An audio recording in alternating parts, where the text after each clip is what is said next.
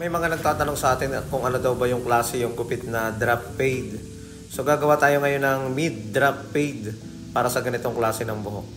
We'll start muna tayo sa paggawa ng baseline or guideline. Kalahati lang yung gagawin nating tutorial dito lang sa kaliwa para hindi masyadong mahaba ang ating video. Para sa mga nagtatanong at mayroon kayong idea sa paggupit ng drop fade.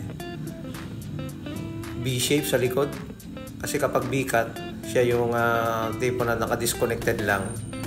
Kapag B-shape naman, naka-fade pa rin siya. Ang forma lang niya naka-B-shape sa may parting likod.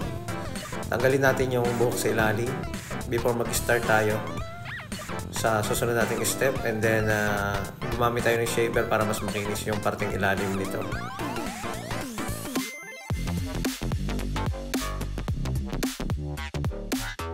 And then 1.5 na clipper guard. Mababa lang yung transition. Kadalasan kapag drop fade, mababa lang yung transition, hindi natin itinataas yan kasi magmumukha siyang blur o blurry fade. Kaya gagawin natin dyan, gamit tayo ng 1 guard. Next natin yung 1 guard pagkatapos ng 1.5. Pagkatapos ng 1.5, next natin ay ang 0.5 na clipper guard. Hindi natin po perasahin agad at baka biglang pumuti or biglang tumaas yung pagkaka-fade na gagawin natin para sa kanya. Saka tayo magsi-zero close, zero half. Lalaroin natin yung adjuster para mabura yung lines or yung baseline.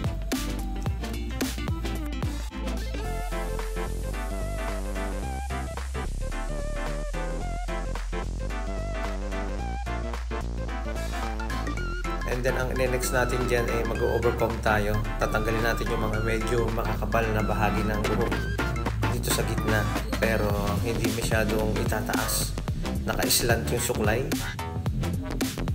Hindi natin i-straight. Sa mga gusto ng ganitong klase ng gupit at pwede sa inyong buhok, ay pwede naman natin gawin yan. At pwede nyo rin ipagaya sa inyong mga barbero. Lalo na yung mga medyo flat sa may parting likod.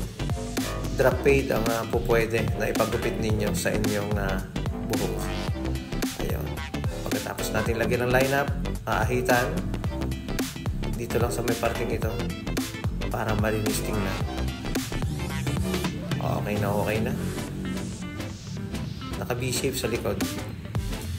Yun yung pagkakaiba ng B-cut saka B-shape. Yung B-cut, naka-disconnected, walang transition, walang blending. Yung B-shape, naka-fade pa rin pero B-shape yung forma sa parting likod nito. Maraming salamat mga kabarberos.